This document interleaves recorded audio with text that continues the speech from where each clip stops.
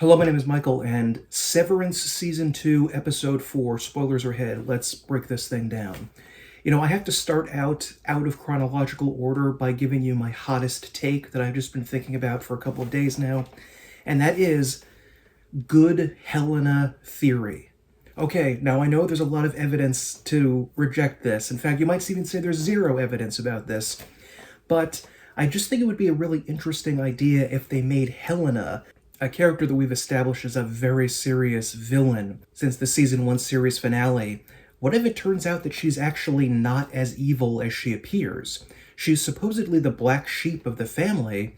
Maybe that's why she went down to the severance floor. She's not chill with the severance process and the company, but she's being coerced by her family to go down onto the severance floor and become severed. Something that we know that the Eagan family and the company in general has an enormous amount of hatred for. They despise and have nothing but contempt for innies.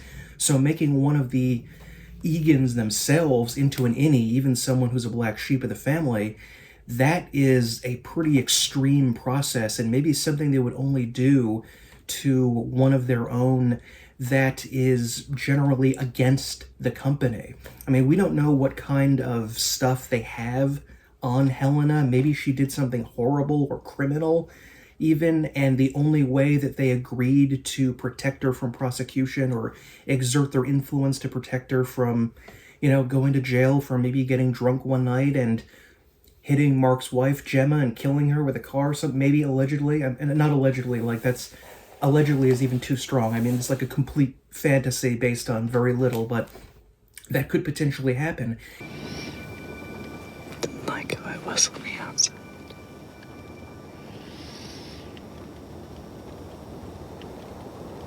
I was ashamed. And she may actually detest a lot of what Lumen is doing for the most part, and we know that she was sent in season 2 as a spy. I was kind of clinging onto the hope that maybe they were going to make it appear super obvious that she's a mole, and then switch it suddenly and make it one of the other characters was actually the Audi. But it turns out at the end of episode 4, we have absolute confirmation that Helly has not been back for the first 4 episodes. She has been gone, and it has been Helena trying to spy on our refiners. But we don't know if she sent up important information about what's been going on. We don't really know how effective a spy she has been.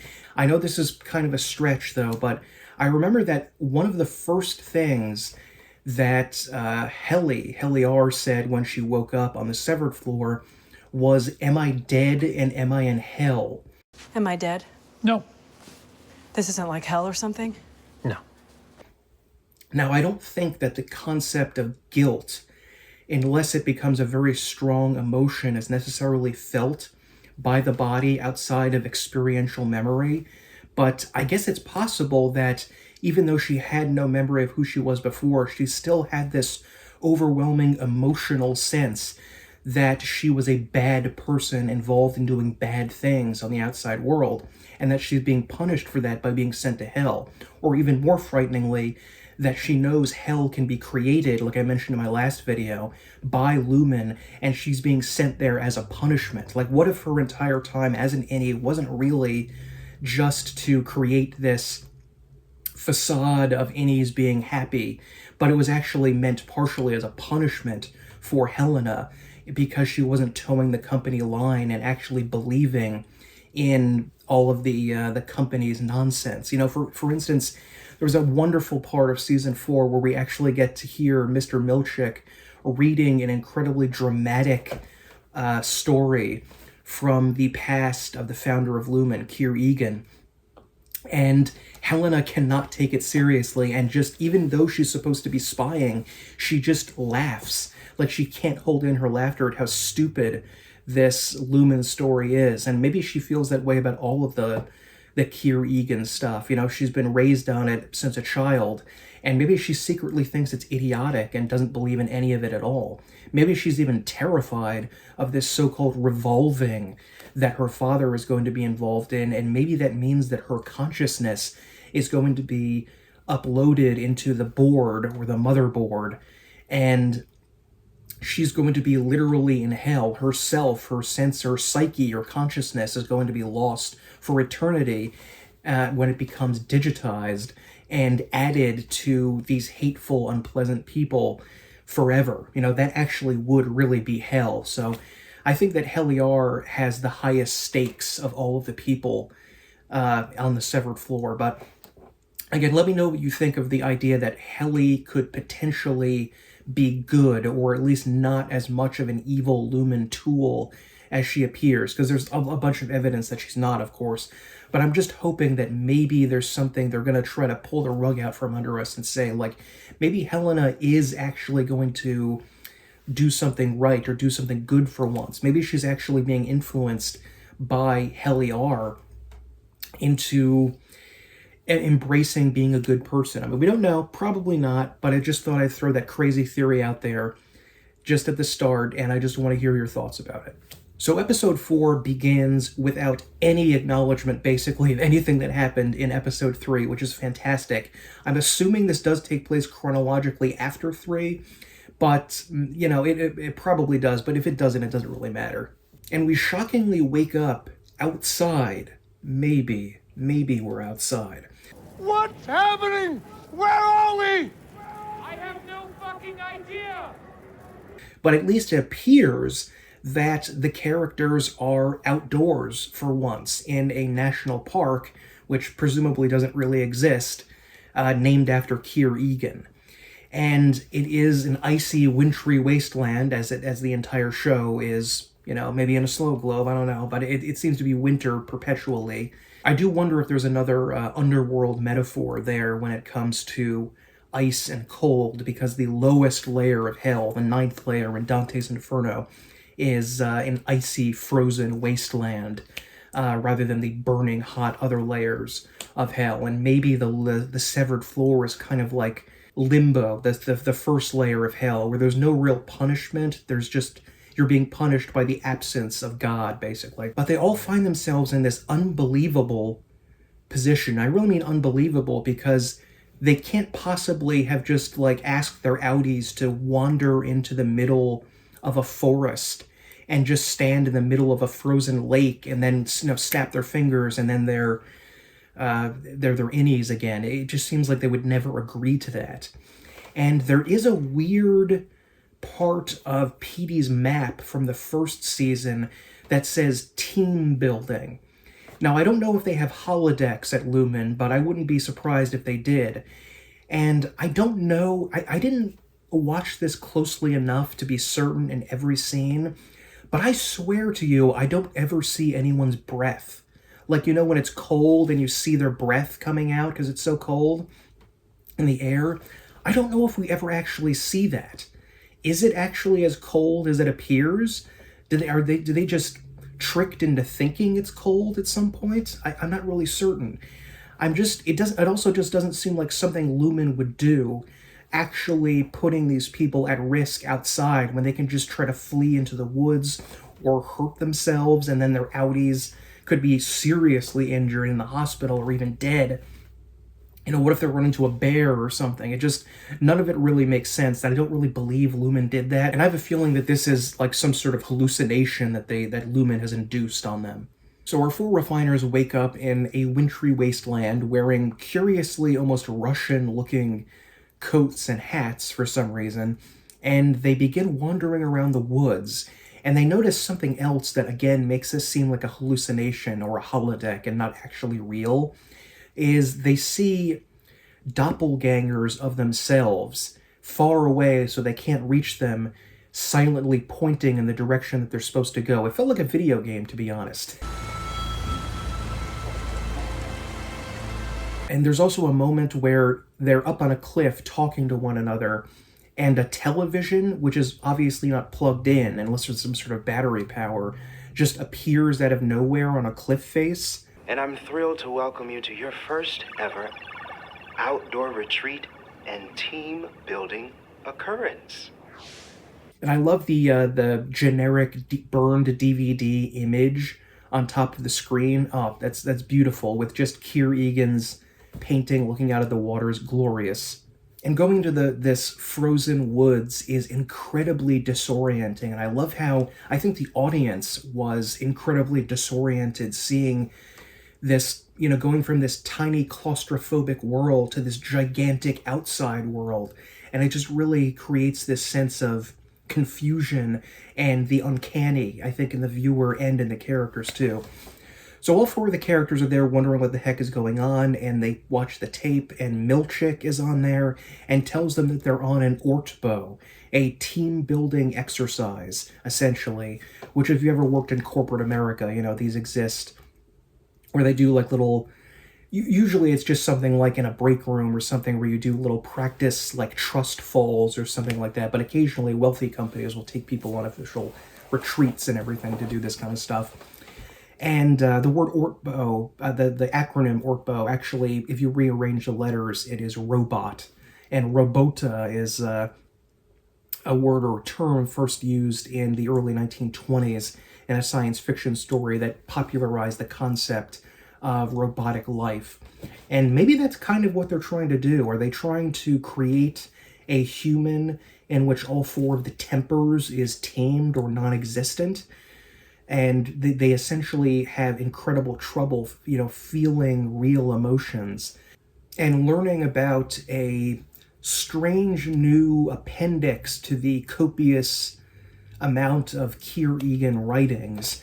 And they discover a book, the fourth appendix, which they claim is too sacred to be on the severed floor. I don't know if this is a real book that exists in the outside world of Lumen, or if it's just something they completely made up for this team-building exercise, and we don't really know if it exists out there. Helena does not appear to really know the story because she laughs at it, presumably after hearing it, maybe for the first time. But it does add some interesting lore if it is real, because it says that the founder, Kier Egan, had a twin brother who died mysteriously in Kier's presence when they were teenagers. It is very, very odd, the story that they tell. It's some sort of weird Victorian allegory for, let's call it self-love. I don't know if I want to say the word necessarily on YouTube, but it's pretty clear if you watch the episode what they're talking about. Kier Egan's brother, Dieter. Dieter became on that night an instrument of nature. And nature played Dieter with elegance. I had no choice but to listen as he spilt his lineage upon the soil. And it's not completely crazy, because there is a weird story about that in the Bible, about a man named Onan who spilled his lineage upon the soil when he was not supposed to, and angered God, and even led to the word onanism for, self-love activities. Kier, as with every religion, has very weird things, weird beliefs about sexuality. She spoke to me directly from her eyes and said, "This is your doing. You suffered his wantonness. Now he's no one's brother, only chaos's whore." But it is absolutely hilarious that when this story is told, because it just seems so idiotic. And when I first heard it, I began to think, if Dieter really existed, let's say he does, and there's a weird reference to Dieter and like the background of the previous episode, or maybe episode 2, where we see like just faintly in the background, you have to pause and look at it, a sign that says Dieter's brother. It's the name of a band or something like that. So there were some breadcrumbs there for it. But I came away from that story not thinking that Dieter mysteriously melted because of his actions. It felt more like Kier murdered him. That's sort of the analogy I was getting out of this, that Kier killed his own brother because of his wantonness or whatever. There was actually a weird story in the Bible where I think Abraham, although I have to look this up, was seen naked by one of his sons, and he was cursed forever. I think that's where his son was named Ham, and that's where the curse of the descendants of Ham came from. And so maybe there's some sort of weird analogy going on there. It's not entirely unprecedented in religion, but that's so I thought that was interesting. But anyway, they follow this map that they're given and read the book, the appendix, or as much of it as they can while walking in the freezing cold. And Irving is just an absolute champion in this entire episode. He is finally ready to confront Helly at the time for lying about what her Audi saw on the night gardener. If I was him, I probably wouldn't have pressed, because I would have assumed that she was lying because she was ashamed of her Audi. I don't think I would have guessed that she was actually the Audi. But, if Irving is actually some sort of investigator or agent for a company or the government, as I think, maybe the military, investigating Lumen, he may have the skills that you need in order to determine that. Lumen's plan to create a divide between all four of the refiners is working beautifully, and they're kind of more and more at each other's throats as the episode progresses, and arguing and attacking each other and making accusations and insults, which, in some ways makes sense, because if a severed person has zero experiential memory, they're in some ways fairly childlike. They may look like adults and act like it to some degree, but at least in terms of emotional intelligence, they're basically on a child or maybe like a middle schooler type level. And that does make them more pliable for the company to mold in whatever image they want. And so dividing them so they can never possibly work together again was a really brilliant move. And it seems to work until the very end of the episode. So eventually they wander around this frozen forest. Beautiful cinematography, by the way, absolutely gorgeous. There's even a moment where we do this weird zoom forward into the woods, which I swear was a reference to the weird zoom forward of the woods in Twin Peaks: The Return, when Mr. C goes to talk to Philip Jeffries. It looks really, really cool. Maybe not actually a reference, but I just thought it was neat looking. The whole episode is gorgeous, and because it's winter, there's kind of like a white, almost bluish sheen on everything. Blue representing the frozen, emotionless world of the innies, with red being the more lively, vital outside world. As always, there's plenty of funny moments mixed in with the terror, and that entwining of humor and horror. One of the reasons I love Twin Peaks and one of the reasons I love Severance, the mixing those two things together is great. You never quite know where you are at any point, whether you're going to laugh or be shocked at something that you're going to see.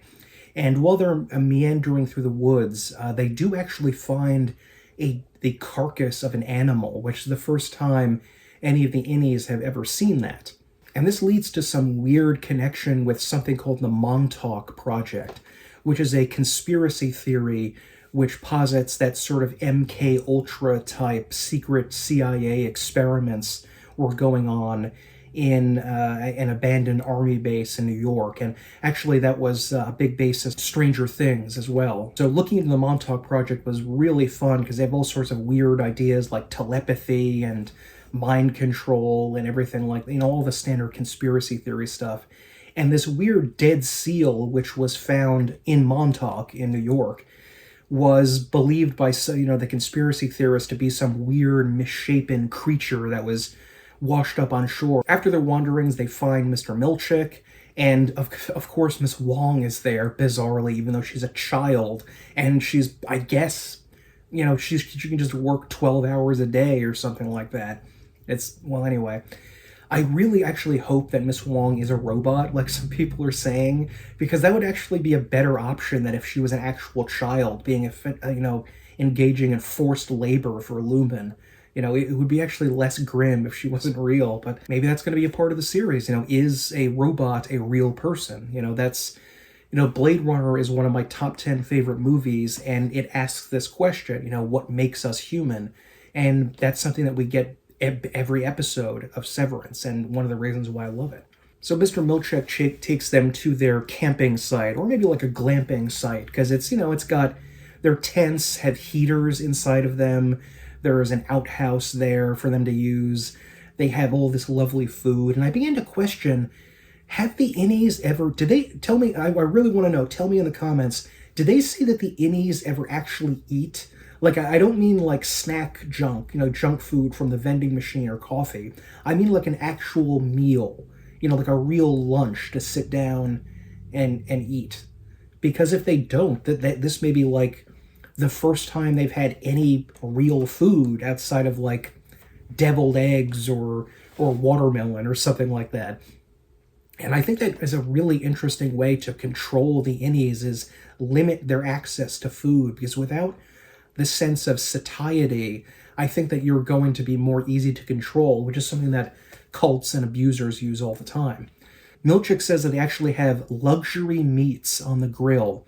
And I have a theory, by the way, I wanted to mention that what if one of these days someone from the outside eats one of the deviled eggs or the watermelon or drinks the coffee or eats these luxury meats, and it turns out they taste absolutely horrible because they're just like the lowest grade crap that Lumen can find, because they have no experience of actually eating this food. They don't know what a really good slice of meat tastes like. So what if they just get the worst crap they can find and give that to them? You guys, he melted, right? He turned into the forest because he masturbated. I mean, seriously, that's actually the dumbest thing I've ever heard. And it's just a great scene with all of these different feelings and emotions mixed together. There is the rebelliousness that Helena weirdly gives about this. She cannot take it seriously, even though she's supposed to be spying. I was watching Helly very closely during this episode because I was really interested in finding out her reaction to everything, which I presume was going to be different from everyone else. And it does kind of seem that way, where she's sort of like bored or unhappy with the camping trip rather than being excited about being outside for the second time in their lives, or first time for Dylan. Oddly enough, there's another Russia reference because Miss Wong is adding some musical accompaniment to the eerie story that Milchick is trying to give, and she's actually using a theremin, this weird instrument that I think was invented in the early Soviet era in the 20s, that allows you to make strange electronic noises by not actually touching something, but just manipulating the air around it causes some sort of noise to come out. And I don't know if that's a metaphor for anything about manipulating people without actually coming into contact with them or something. I don't know, maybe probably not. He is enraged and burns tosses all of the marshmallows, which have Kier Egan's face on them and are giant, like hamburger patty sized cubes of like a giant Rice Krispie square almost marshmallows, which is Milchick and Miss Wong leave, and I'm assuming that we don't see them again until the morning after this, and I'm guessing that they could just be leaving whatever holodeck we're on, because they don't have tents. So unless they set them up elsewhere and they didn't show it, they seem to be leaving the area and just going home, possibly, And the bitter fruits of division that were sown by Lumen finally come out, and everyone begins attacking Irv because he angrily insists on Helly telling everyone what you saw when you were outside, and she refuses to do it. Enough. Yeah. Using your pupils to make love to her, while your outie's wife rots away somewhere. Hey, shut up! Yeah, fuck you, Irv. Oh, so it's 3 against 1 now, huh? And she just seems very suspicious and weird, and he becomes a little bit insulting, and she becomes really nasty to him, and they're all fighting back and forth, and Irv runs off into the woods. And Helly and Mark end up chatting in a tent with each other, which leads to a very interesting sequence, which is going to cause a lot of division and shock, and maybe it was intended to cause division, I don't know. Helly and Mark retire to Helly's heated tent, and they begin talking, and then, shockingly, they actually begin getting it on, which is, oh my god, this is such a weird moment for everyone, for Helena, for Mark, for Mark's outie, for Helly are. Because Mark is actually getting it on, knocking boots with the enemy, with this evil character, who may or may not be part of the evil corporation. We don't know exactly. I'm a little bit convinced that her loyalties are not completely with Lumen, partially because of what she does here. She's essentially allowing herself to have intimate contact with an innie. And we heard from the season finale of season 1 that James Eagan, the CEO, treats innies with incredible disgust and contempt. Like the idea of even being next to one. In fact, the board refuses to even talk to an innie. They refuse to even, they can talk, we saw that once, but they refuse to even make any vocal contact at all with innies ever. So the idea of her, having intimate relations with an innie would be I assume would be extraordinarily shocking to Lumen, unless this is part of some sort of diabolical plan that Lumen wants her to form a relationship with Mark for some nefarious purpose that we don't know. There is an eerie picture in the opening title sequence for season 2 where we see a little baby running around with Kier Egan's face on it. And I'd hope to God that that was just a metaphor and wasn't real. But what if Helena becomes pregnant by Mark? How would someone deal with that, with knowing they have a child with the innie? And I also wanted to mention this sex scene is very creepy because Mark is chronologically an adult, but like I mentioned earlier, experientially, based on his memories and the way, how he interacts with the world, he is much younger than that and does not have the necessary experiences to make him, I think, fully competent enough to engage in that action with an outie. Maybe if it was with any Helly R, it would be fine because they're both in that position. But the fact that Helena engages with this is kind of disgusting and weird and just not really ethically correct for her to do, which puts a big hole in the good Helena theory.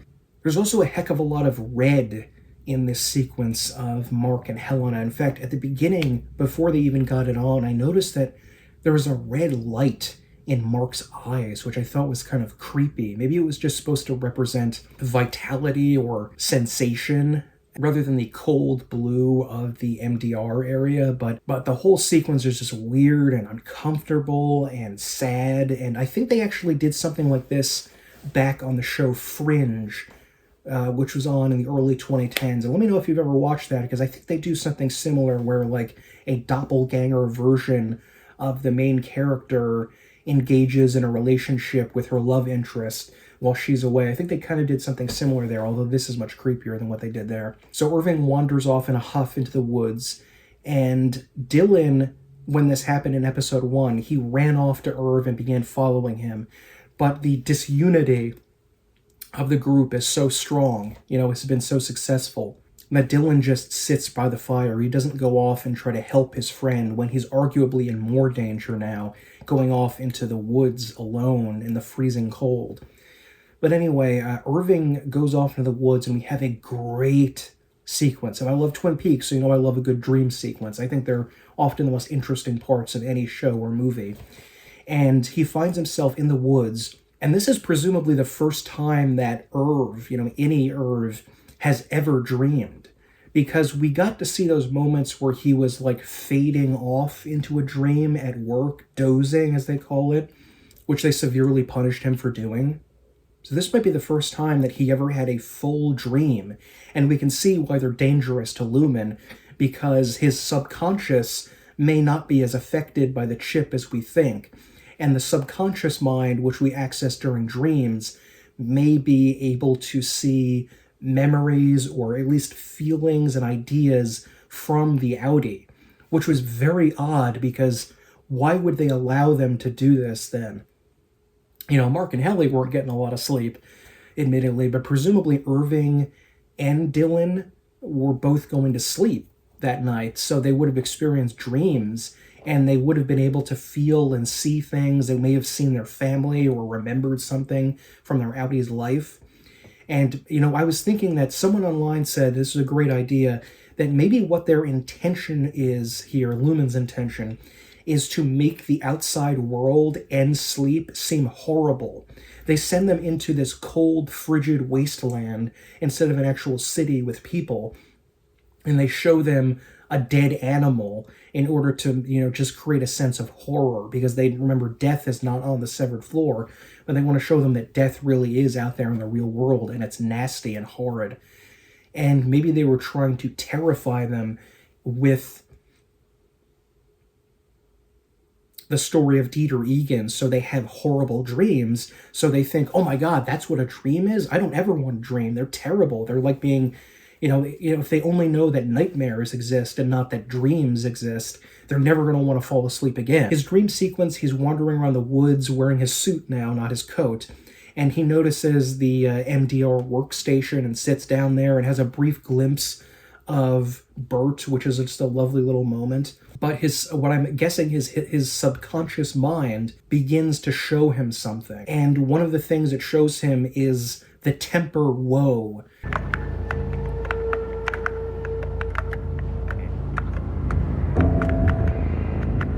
The four tempers or emotions that Kier believes all human souls are made of is actually personified in this very comical little, like, half-sized human, almost like child, adult human, with stringy hair that looks like a pretty ridiculous Victorian ghost, which I guess makes sense because of the time that it was written.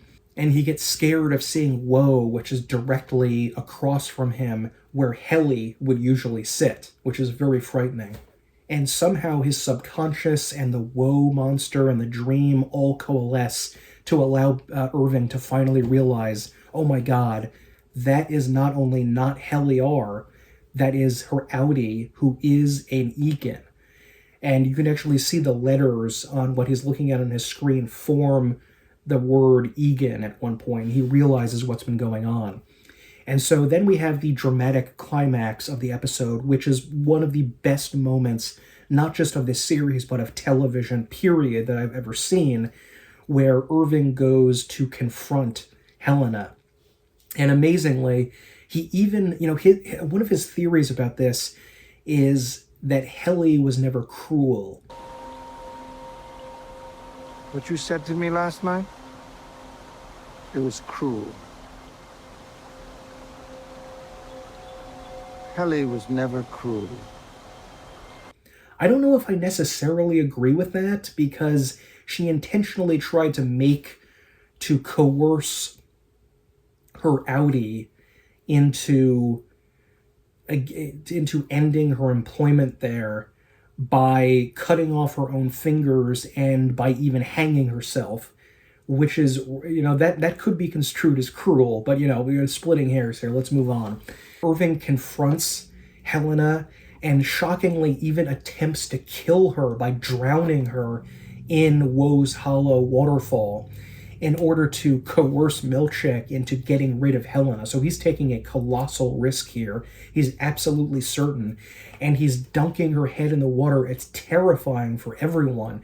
It's just, I was horrified at what was going on. It was amazing. And eventually, Helena actually admits that she is an outsider in Eagan because she knows Milchick's first name is Seth. And she actually tells him, you have to stop this. You just turn Helly back on. And they do. And the fact that he was able to do this was incredible. This was truly the most heroic moment so far in the entire series.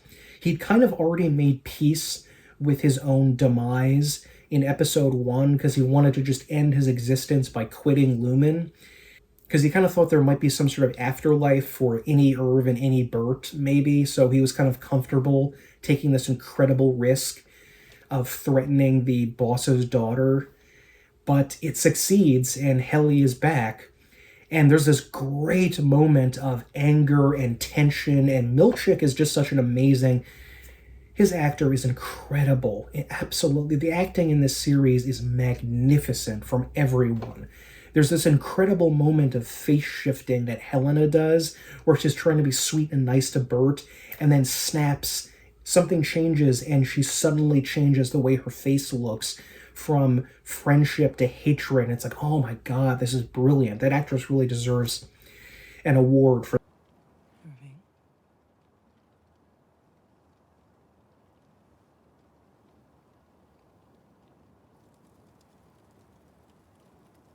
Milkshake and Irving have this great mustache off, as I've heard it called, where they're staring at each other, and Irving is smiling because he knows that he's succeeded at something, and Milkshake claims that he's going to, like, destroy Irving's identity, and it'll be like he never existed, but I don't think they can erase the Innie's memories of his existence, right?